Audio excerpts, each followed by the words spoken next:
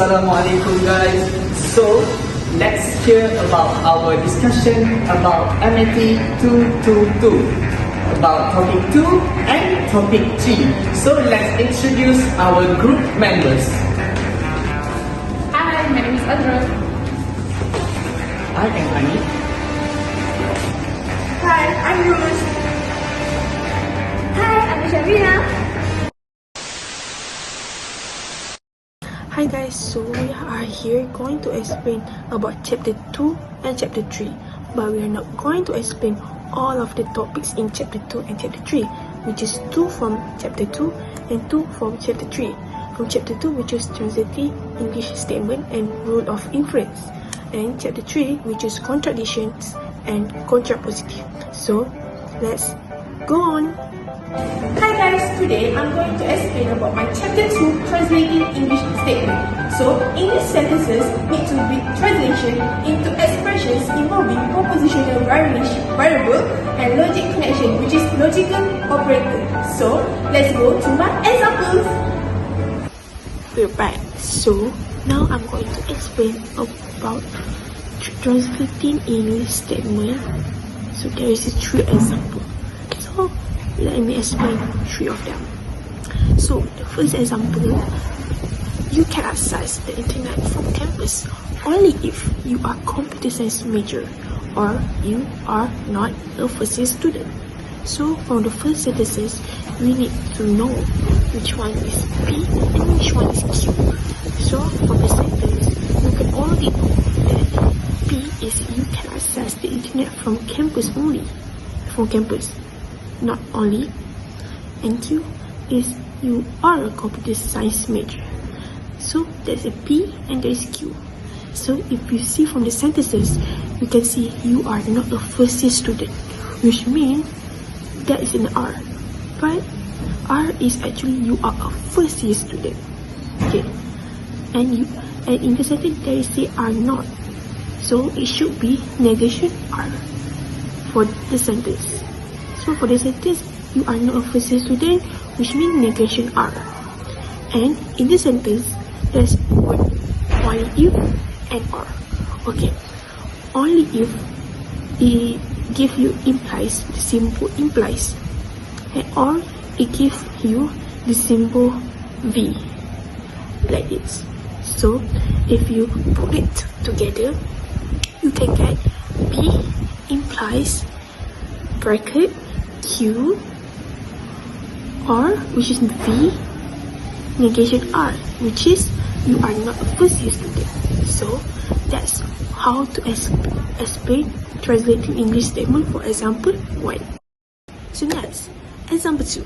So from the example 2, the sentence is you cannot ride the roller coaster if you are less than 4 feet tall unless you are older than 16 years old. So from the sentences, we should know which is P, which is Q, and which is R, because there is like 3 sentences in it. So from the sentence, we should know that you cannot ride the roller coaster is P, but in those sentence there is mention cannot, which is should be negation P, because P should be you can ride a roller coaster. So negation P is you cannot ride the roller coaster because the word cannot. And then Q is from the sentences you are less than 4 feet tall. So that is Q.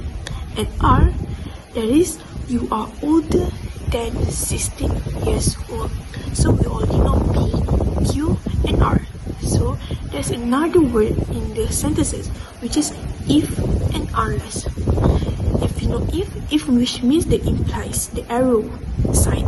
So unless is the word that describe the sign of this V upside down and negation.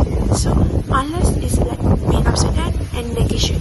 So if we put it together, we can get Q bracket V implies negation R and implies with negation P. So that's how we explain this statement, how we translate it into these logical operators. Let's move on, and this is our third example, which is the last example. So this sentence is about it is snowing, but Phyllis will still go out for a walk. So we need to know which is P and which is Q. So from the sentences, it shows that it is snowing, which means Q. Okay, and Phyllis will still go out for a walk, which is P. So this is one word that we forgot to put, which is but. Okay, but is same as and in logical operators, which is we put this V upside down, the symbol V upside down. So but and they convey the same meaning. So you can use this sign, these logical operators with but and. So if we put it together, we can get Q but P. This is the logical operators of but and. So that's how we explain these sentences in logical operators. Hi guys! So in this part, I will explain about rules of inference. There is 8 rules, which is modus ponens, laws of syllogism, modus tollens, rule of conjunction, rules of disjunctive syllogism, rule of conjunctive simplification, addition and contradiction. So let's go see the example. Woo! Hey guys, so I'm gonna show you the example of rules of inference. Okay, how to get the answer of it? We have to use all of the premises, and then using all the premises and the rules that I showed you before, the 8 rules, then we got the answer. Okay, so I'm going to show you the example 1. So the example 1 has 3 premises. Using the number 2 with rule of conjunctive simplification, we got negation Q. Okay, and then we use addition, which is you have to add something, which is I want to add negation R. So using the number 5, we use De Morgan's law. De Morgan's law, we get the negation of, like you factorize it, and then using the number 1 and 6, I use modus tollens. So I got negation P. And using the number 3 and number 7, I'm using the rule of disjunctive syllogism, and I got T. Okay, example 2. Okay, the example 2, there has 5 premises, and using all the premises, we have to get the answer. So we use number 1 and number 2 using law of syllogism, and using that we got P to S. Okay, and then 4 and 5, using the rule of disjunctive syllogism, we got negation T. Then you using the same rule of disjunctive syllogism, but we choose the different premises, which is 3 and 7, and then you got negation S. So number 6 and 8, we use that. You use modus tollens, and then we got negation, and that's the answer. This is the last example, which is example number 3.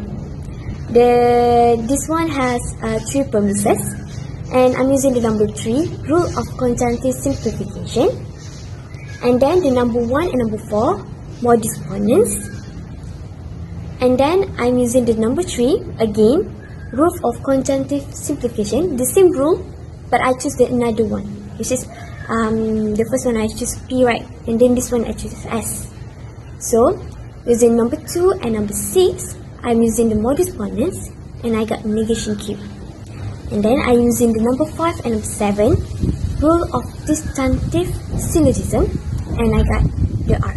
So that's the answer of it. Okay, that's all for me. Bye! I'm back. Okay, so guys, I will talk about contradiction technique in proving. Okay, so what is proof by contradiction? So, firstly, we have to assume that A is true, and then we have to assume that B is false. So negation B is true. Okay, so by using logical reasoning to reach a contradiction, we have to conclude that B must be true to find the answer.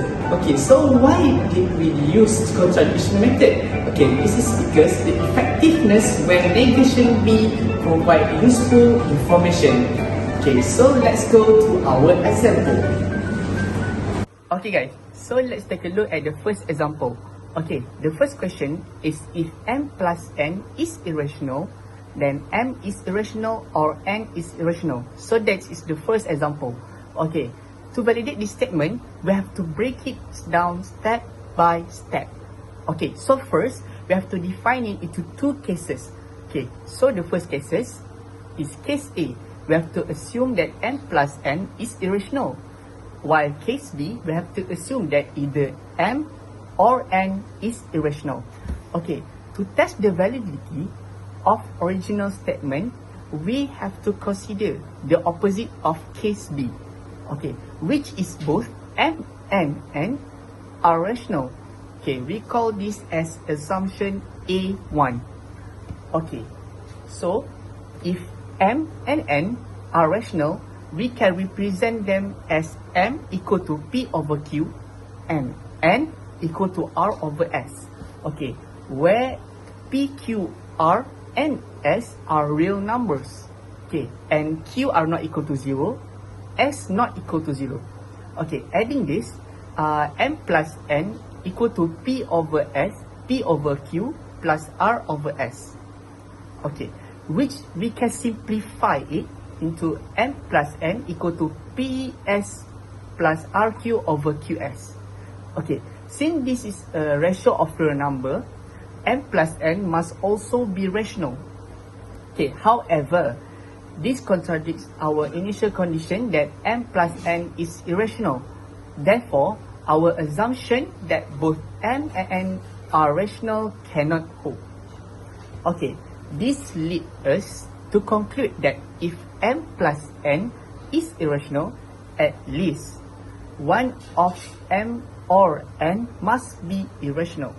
Okay, this validates our original statement. Okay guys, so let's take a look at the second example. So the second example is we have to prove that 2 is not an odd number. Okay, so firstly, we have to recall that definition of odd number is it can be written in the form of 2k plus 1, where k need to be integer. Okay, so our goal is to prove 2 is not odd number. Okay, to do this, we have to assume the opposite of what we want to prove because we use the contradiction method, right?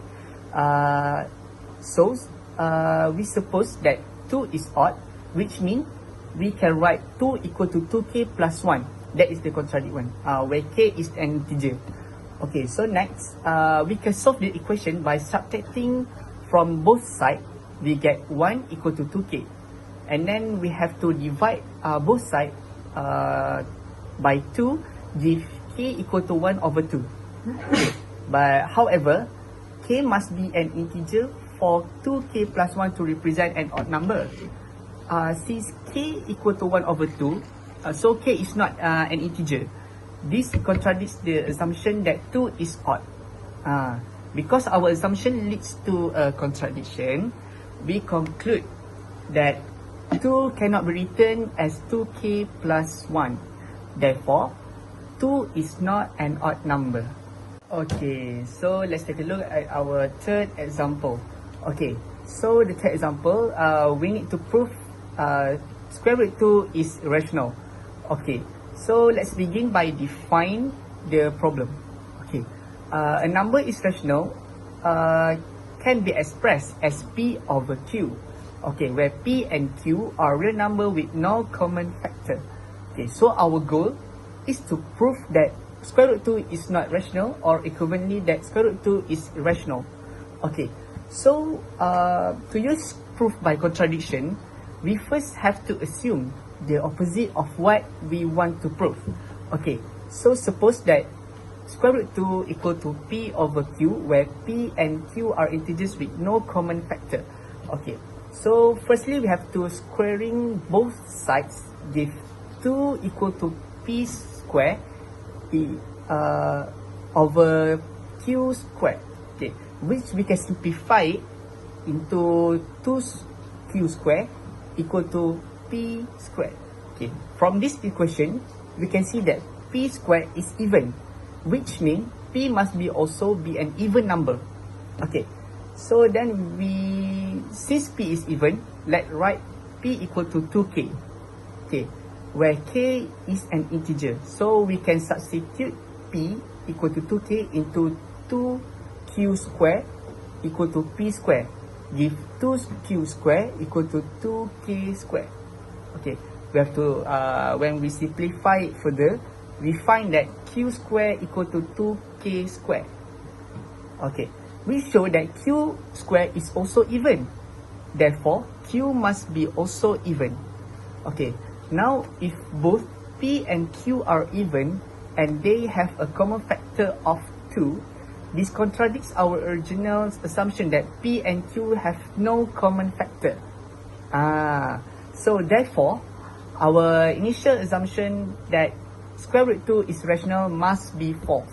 Okay, so in conclusion, we have shown that square root 2 cannot be expressed as P over Q, where P and Q are integers with no common factor. And lastly, square root 2 is rational. Hi everyone, I'm back. So in this part, I'll be explaining about contrapositive method. So for this method, we need to create a new hypothesis and conclusion by negate both of them. Without wasting any time, let's move to the example. So for example 1 is the easiest example that I can show for us to have a better understanding. So the question is, by using contrapositive method, prove that if square root of mn is not equal to m plus n divided by 2, then m is not equal to n. So first we need to declare A as the hypothesis of the statement, which is square root of mn not equal to m plus n divided by 2, and B is the conclusion of the statement, which is m not equal to n. So next step, for B1, we need to negate from A, then we will get square root of mn equal to m plus n divided by 2. And for A1, we need to negate from B, which we will get m equal to n. Since m equal to n, we can simply substitute m or n from 2B1. Then for me, I will choose n. Then if we substitute, we will get n square root of it. Then we just copy the right hand side. Then if we simplify, we'll get n equal to m plus n divided by 2. Then if we simplify the equation, we'll get n equal to m, which is logically equivalent with A1. Next, for example 2, if x squared minus 6x plus 5 is even, then x is odd. So like we just did just now, we need to declare A as the hypothesis of the statement, which is x squared minus 6x plus 5 is even. Then B is the conclusion from the statement, which is x is odd. So for the first step, A1, we need to negate from B, which we will get x is even. Same goes to B1, we need to negate from A, which will get x squared minus 6x plus 5 is odd. Next, A2, we can write it as x equal to 2k, which k is element to integer. And B2, we can write it as x squared minus 6x plus 5 is equal to 2q plus 1, where q is element to integer. Why? If we substitute any value for k, we'll always get even number. Same goes to q. If we substitute any value of q, we'll always get an odd number. Then since x is equal to 2k, we can substitute to B2. Then when we expand it, we will get 4k squared minus 12k plus 4 and plus 1. Why I'm writing like this? Because we want to make it as in terms of 2 times sampling plus 1. Then if we factorize 2, we'll get 2 times 2k square minus 6k plus 2, close bracket, plus 1. Then if we let c equal to 2k square minus 6k plus 2, then we'll get 2c plus 1, which is logically equivalent to b2. Last, for example 3, if n square is odd integer, then n square minus 4 is odd integer. So, as usual, we need to declare A as the hypothesis of the statement, which is n square is odd integer, and B is the conclusion of the statement, which is n square minus 4 is odd integer. Then, for A1, we need to negate from B, which is we'll get n square minus 4 is even integer, while for B1, we need to negate from A, which is we'll get n square is even integer. Then for A2, we can write it as n square minus 4 equal to 2k, where k is element to integer. And for B2, we can also write it as n square equal to 2q, where q is element to integer. Then, since n square is equal to 2q, then we can simply substitute into A2, then we will get 2q minus 4. Then we can factorize 2, then we will get 2 times q minus 2. Then we let r equal to q minus 2. Then lastly, we will get 2r, which is logically equivalent with b2. So, in conclusion, for our chapter 2, which is translating English statement and for inference, and chapter 3, contrapositive and contradiction, is provide a foundation for rigorous reasoning and problem solving in mathematics. So, in translating English statement into formal logic ensures clarity and precision in understanding and analyzing argument. And for rules of inference such as modus ponens and modus tollens serve as the backbone for deriving valid conclusion on given premises. And from the proof by contradictions demonstrates the power of assuming the negation of a statement to expose logical inconsistencies, thereby proving the original claim. And similarly, with the contrapositive technique emphasizes logical equivalence, allowing entire proof by establishing the truth of a logically related statement. Together, these tools form an essential framework for constructing clear, valid, and reliable mathematical proofs. So, that's all from us, from our conclusion.